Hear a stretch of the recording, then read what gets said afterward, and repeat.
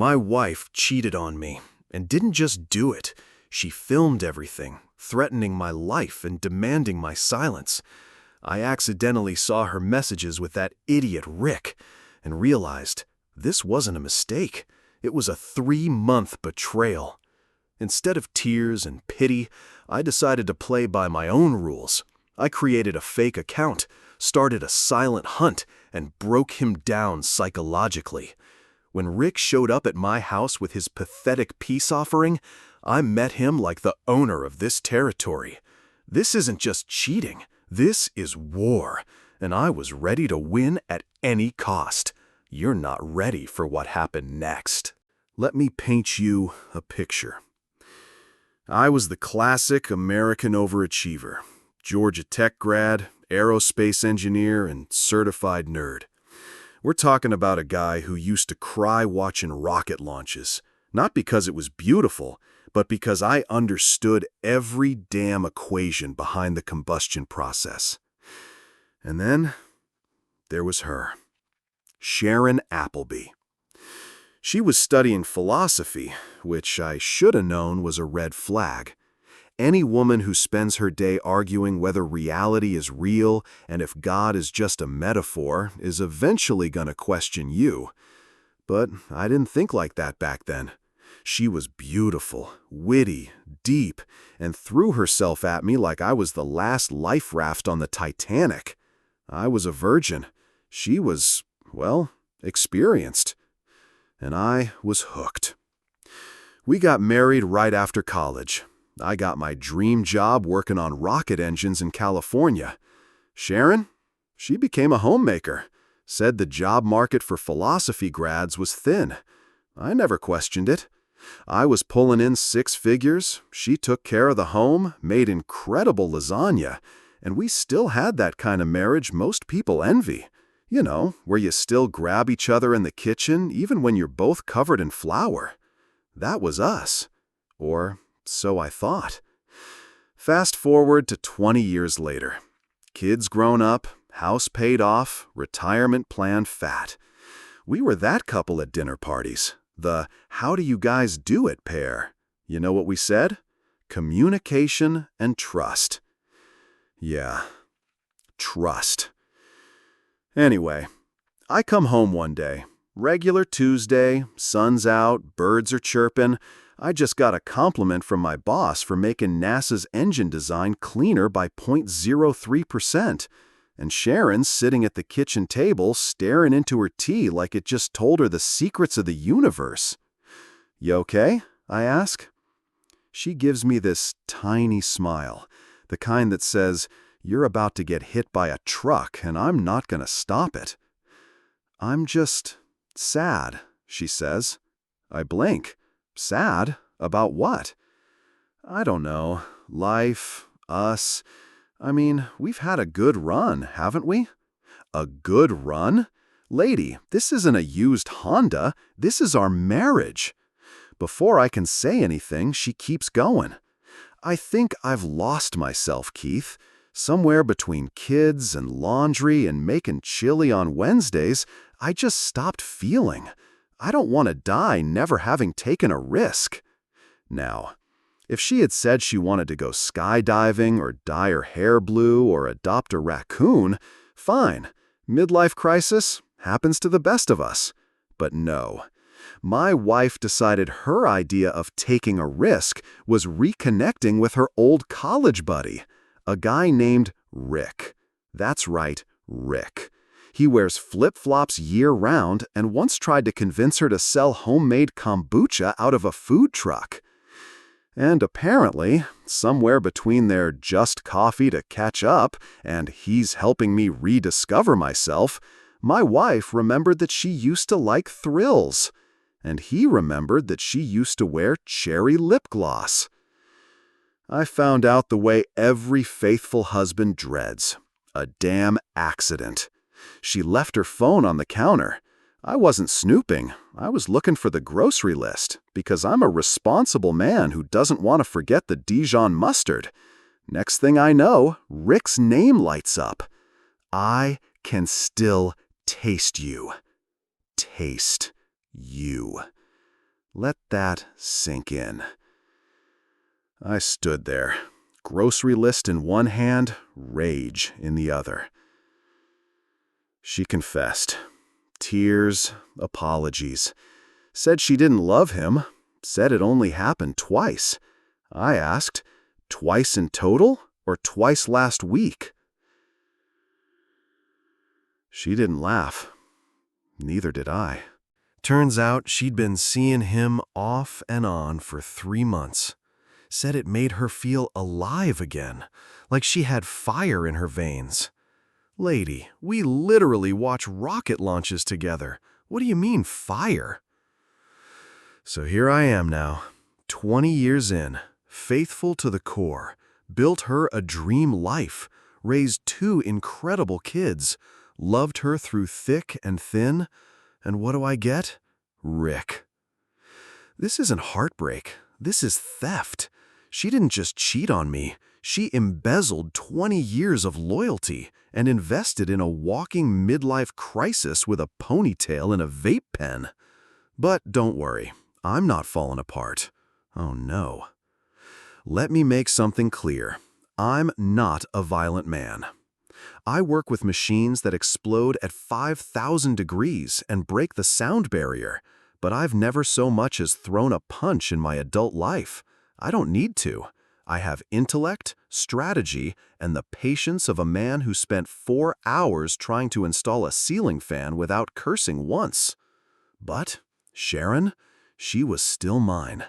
And if there was even a single molecule in her that wanted to stay with me, then I was going to fight for it. Step 1, find Rick. Now, you've got to understand Rick. This guy is what happens when a man spends too much time reading Eastern philosophy while sitting on a beanbag full of quinoa. He makes his own toothpaste, believes deodorant is a government scam, and thinks the word vibe is a valid noun, adjective, verb, and life philosophy. And Rick? Rick had an Instagram. Oh yes, public, open, untouched. Like the Lord just handed me the keys to his psyche with a gentle whisper, "Go forth, my son." I studied that account like it was a schematic for the Mars lander.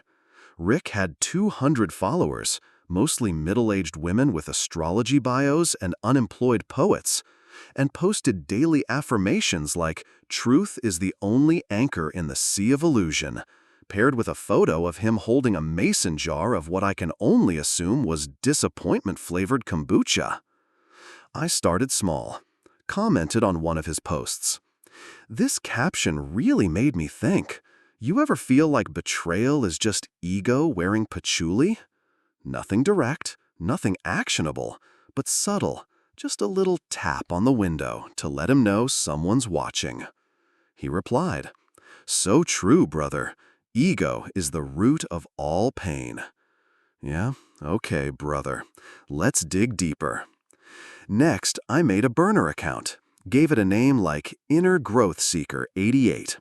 I filled it with AI-generated quotes and stock photos of misty mountains. Within 2 days, Rick followed back. Amateur. I started sliding into his DMs, dropping comments like, "It's brave how you live outside society's expectations. How do you deal with haters who say you're just stealing other people's wives because you're too emotionally weak to be alone?" Boom. No response. Then I upped the game. I found his Etsy store, Rust and Rain, where he sold handcrafted soy candles with names like Desert Forgiveness and Wounded Bear's Wisdom. His bestseller? A $39 candle called Awakening, made with lavender, sandalwood, and lies. I left a review. Stars, stars, stars, 3 stars. Smelled nice, but triggered an existential crisis about dishonesty and emotional manipulation. Reminded me of a man I once knew. Probably lives in a yurt. Still no response. But I knew I was under his skin. Because next thing I know, Sharon mentions offhandedly at breakfast. Rick's been in a weird mood lately. Says he feels haunted. Oh, haunted. My guy was lighting incense trying to chase out the guilt I gift-wrapped and sent straight to his soul. Then came the masterpiece. I mailed him. Yes, mailed, because digital doesn't hit as hard. A printout of a poem. No return address, no signature, just a neatly folded sheet of paper with these words. The stars don't envy you, Rick. They pity the man who only exists in mirrors and moonlight. You chase warmth in borrowed hearts, but fire belongs to the ones who built it. Inside, I included a small piece of a broken ceramic mug, Sharon's old favorite, the one she used to drink morning coffee with me. I had dropped it the day I found her text from Rick and saved the handle. Call it symbolic, call it crazy. I call it controlled psychological warfare. A few days later, Sharon came home with a furrowed brow. Rick thinks someone's messing with him. He's paranoid, says he's being spiritually targeted. I nodded slowly, hiding my smile behind my coffee. Weird world, I said, but maybe it's the universe telling him to back off. She didn't respond, just stared at her tea for a long time. That's when I knew. Game on. Let me tell you something about chaos. It's only fun when you're the tourist, not the permanent resident. At first, Sharon treated her little escapade with Rick like some spiritual sabbatical. You know, an emotional Airbnb. Check in, get pampered, smell some sage, pretend you're 23 again, and leave before the plumbing fails. But here's the thing. Life isn't a weekend retreat in a yurt with a man who wears leather sandals in January. Eventually, real life knocks on the door, and it doesn't care how aligned your chakras are. I started noticing the change in her. She wasn't glowing anymore when she came back from yoga. That fake bliss got replaced with confusion, quiet. That kind of quiet where a person's trying to figure out if they made the worst mistake of their life or if it just feels that way because of hormones and bad lighting. Me? I stayed cool. I didn't beg. I didn't cry. I didn't give her the satisfaction of a meltdown. I just lived my life. Better, sharper, stronger. I made dinner like usual, cleaned up, went for runs, grew out a bit of stubble because Sharon always said she liked it, and I figured now she gets to remember what she gave up. I even replaced the toilet paper without being asked, twice. Sharon noticed. One night, we're sitting on the couch, her sipping wine like it's medicine, me flipping through launch telemetry reports like a man who still has a future. She asks, "Do you ever think people can come back from something like this?" I didn't even look up, just kept reading. "You mean infidelity? Or being dumb enough to cheat on a guy with a pension and working knowledge of orbital mechanics?" She winced. Good. That's the thing about truth. Burns like rubbing alcohol, but it's how you stop the infection. "I made a mistake," she finally whispered. I set the papers down, turned toward her. "No, Sharon, you made a choice. A mistake is putting salt instead of sugar in your coffee. You didn't trip and fall into Rick's lap because gravity got confused." Silence. And then she started crying. Not the manipulative fix-it-with-a-hug kind. No, these were the deep, gut-shot tears of someone realizing they just burned down the house to feel warm for a minute. That weekend, Rick called her 8 times. She didn't answer. I know, because I saw her screen light up, and she stared at it like it was a voicemail from Satan. Later, I accidentally left my phone on the kitchen island, open to a message from an old coworker who happened to be attractive and recently divorced. Nothing flirty, just casual, friendly. But Sharon saw it, and I watched her brain light up with jealousy, doubt, and regret like a pinball machine on tilt. Here's the thing about men like me. We don't beg. We build. And what I was building now was doubt. Not in myself, in her, in Rick. In the whole ridiculous fantasy where she thought she could trade 20 years of rock-solid love for incense and mediocre sex on a futon covered in dog hair. She started cooking again, asking how my day was, laughing at my jokes. Even wore the dress I liked, the one she hadn't touched in 3 years because it didn't feel like her anymore. Yeah, it does now. One night, I sat down next to her with a drink and said, "You know, Sharon, you're free to leave, but I want you to think real hard about what you're walking into." She didn't answer, so I kept going. Rick? He's novelty. A novelty is fun. So is cotton candy. But try living on it. Try waking up next to that every day. No retirement plan, no steady income, no respect from your kids once they realize mom left dad for a guy who thinks sandals count as formal wear. But me? I'm the man who stayed, who never lied, who made you coffee for 20 years and memorized your Chipotle order. I'm not perfect, Sharon, but I'm not the one who walked away. Then I got up, left her with that. Let her sit in it. Let her stew in her own damn consequences. And guess what? That night, for the first time in months, she came to bed. Not to talk, not to cry, just to be there.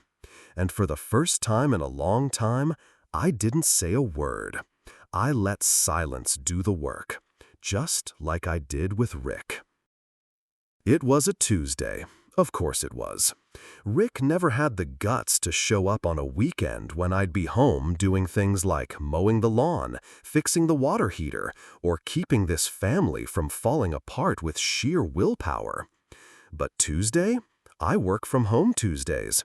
And lucky for me, Sharon had gone out to see her sister.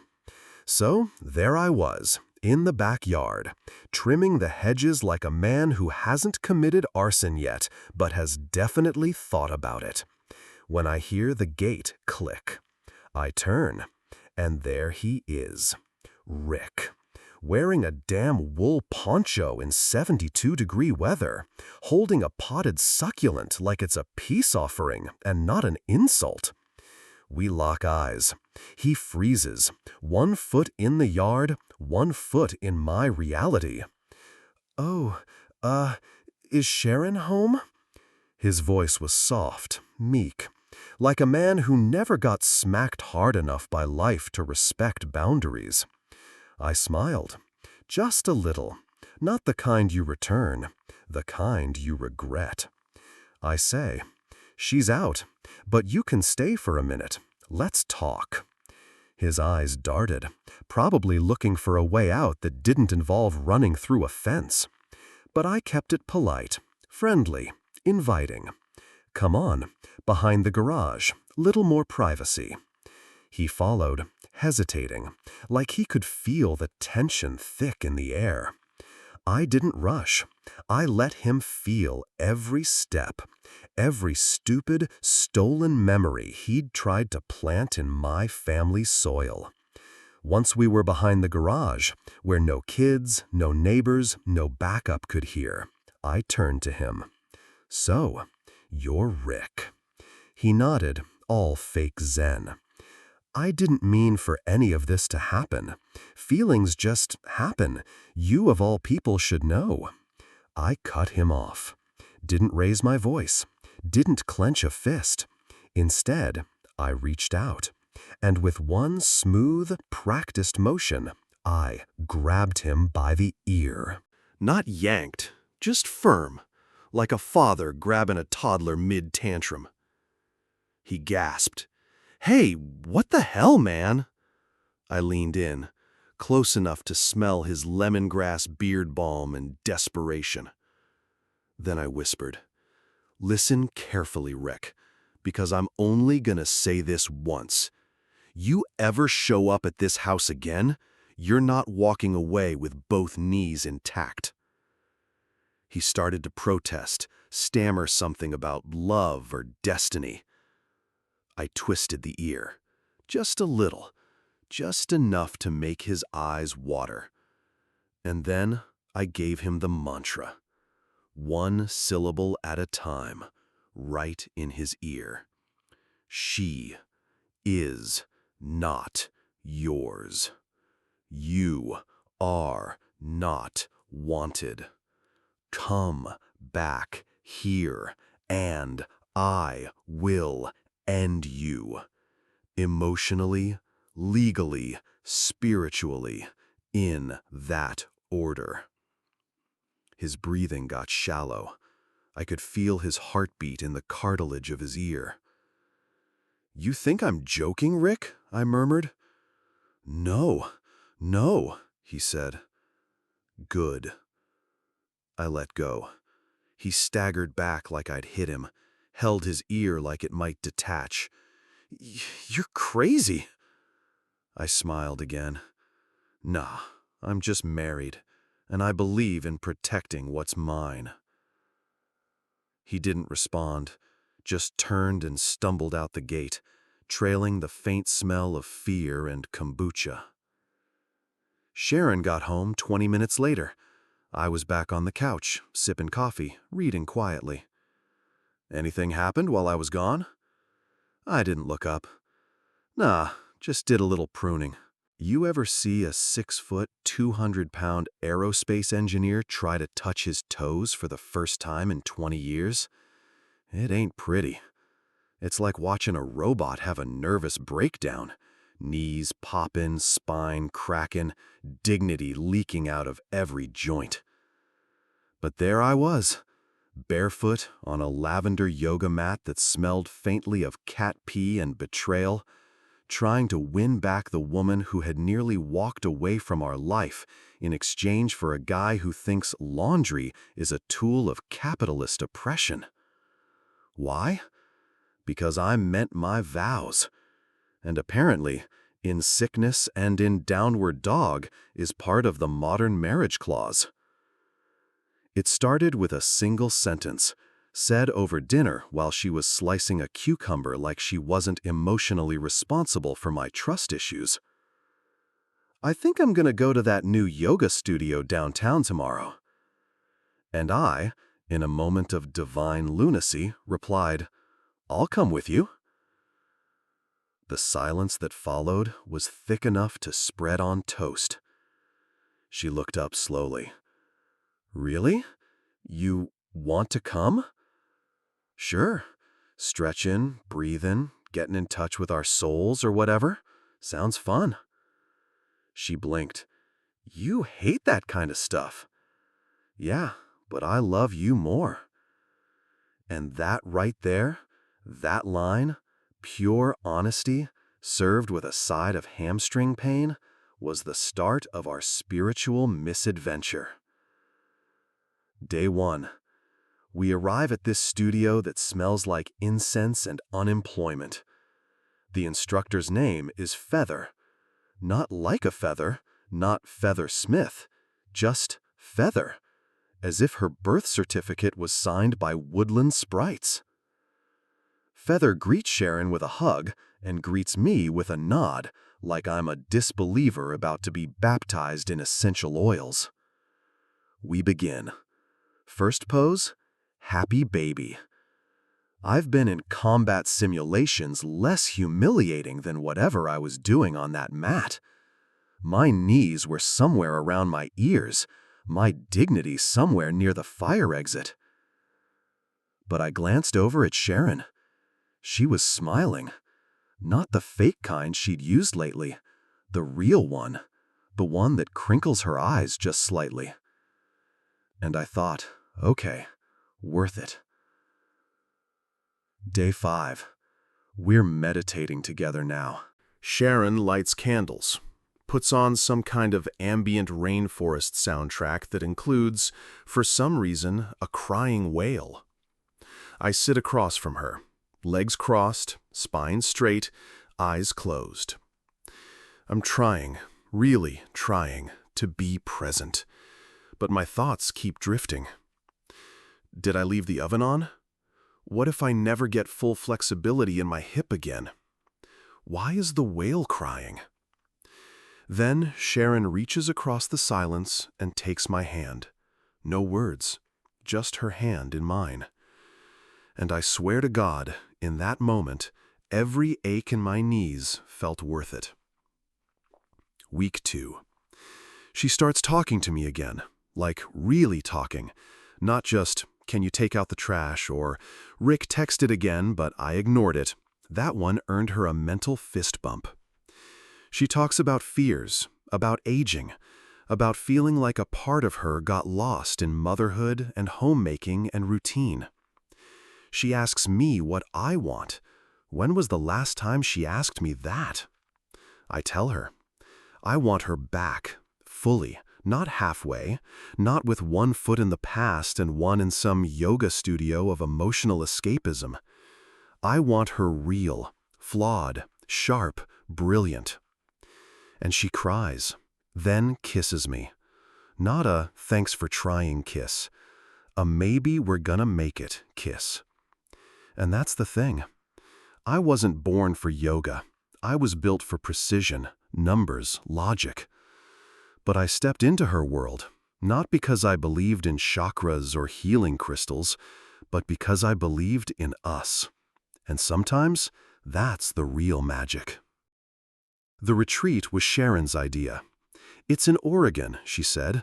"Just a few days. Spiritual reconnection, guided meditation, couples counseling." I'll admit, my first thought was, great, another opportunity to sleep on a yoga mat and get lectured by someone named after a spice rack. But I agreed, not because I wanted enlightenment, but because Sharon was trying, and I wasn't about to let a man with a man bun win by default. We packed light, just enough for 5 days of group breathing and emotional unzipping. The place itself? It was nice. Wood cabins, hiking trails, all-you-can-judge tofu buffets. We checked in, got our little welcome folder, and a hand-drawn map that looked like it was made by a sentient raccoon. And then it happened. Day 2, morning session. We walk into the communal yurt, and there he is, Rick. In all his patchouli-soaked glory, cross-legged on a floor cushion, eyes closed, wearing a shirt with the words, "Feelings first, logic last." I almost laughed, not out of mockery, more like disbelief. Out of the thousands of healing circles in the world, fate had chosen this one. He opened his eyes, saw us, froze. His aura? Disturbed. His energy? Wobbly. Sharon tightened beside me. I gave her hand a squeeze. "It's okay," I whispered. And I meant it. We sat on the opposite side of the circle. I noticed Rick couldn't keep his eyes off us, probably wondering if I was going to drag him behind the yurt again. Poor guy looked like a cat in a thunderstorm. But I stayed calm, balanced, grounded, as Cinnamon Tree, this weekend's instructor, would have said. Later that evening, during the personal reflection walk, I found myself alone by the fire pit. Sharon had gone to a sound bath session.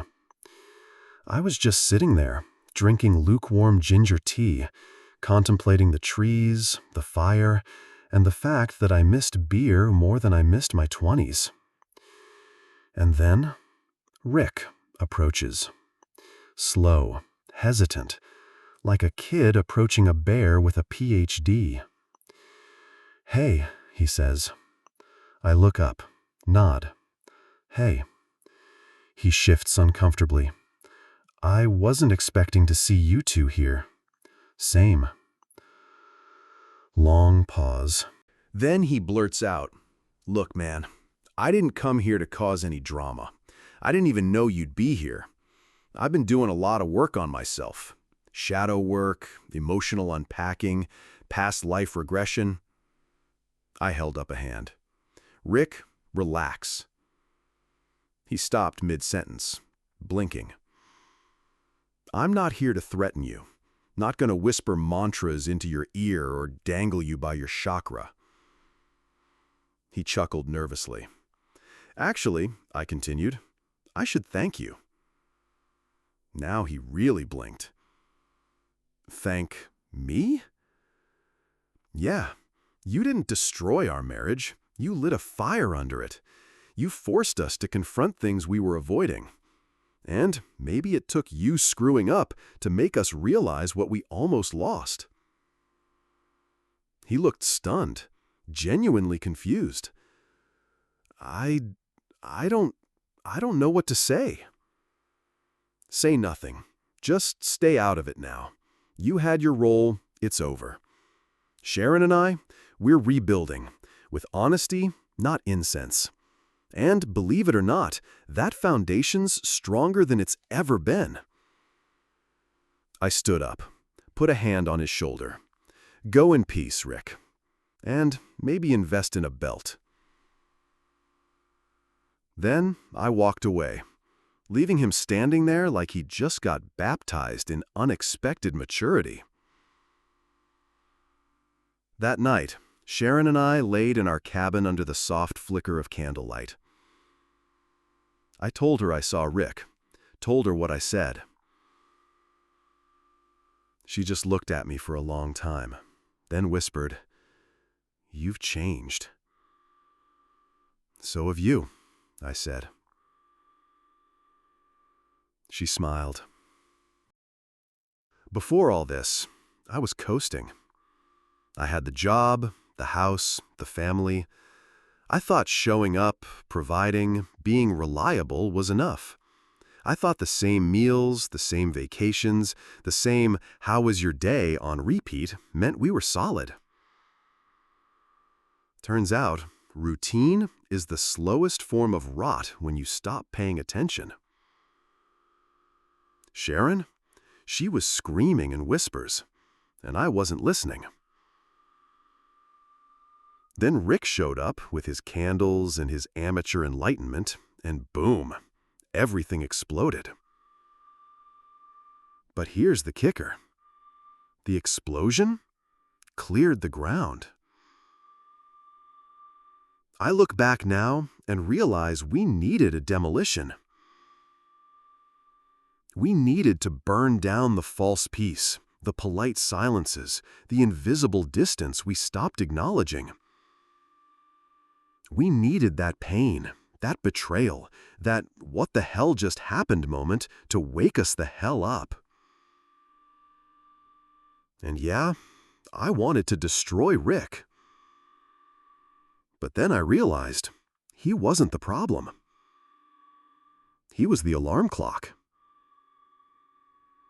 And we finally woke up. Now, I don't go a day without telling Sharon what she means to me. Not in vague terms. I tell her the little things. That I like how she hums when she folds towels. That I miss her when she leaves the room, even if it's just to get the mail. That her laugh still pulls me in like gravity. And she tells me the hard stuff, too. Not all of it is pretty, but it's real, and we're both better for it. We're not perfect, but we're awake. Life, I've learned, doesn't always hand you warnings. Sometimes it sucker punches you in the soul and dares you to stand up again. And if you do, if you can stand back up, brush the pain off your collar, and say, "I'm still here," then something amazing happens. You start over. Not from scratch, from experience. And that, my friend, is the real gift. So no, this story didn't end the way I thought it would. It ended better. Not with revenge, not with bitterness, but with two people sitting across from each other, finally seeing one another again. Not the past version, not the fantasy, the real, raw, complicated version. And loving them anyway. Sometimes the end is just the door creaking open to a brand new beginning. And if you're lucky and stubborn enough to walk through it, you might just find yourself again. And maybe, if the stars are still on your side, you'll find her too. Right there, on the other side, waiting. Just like you.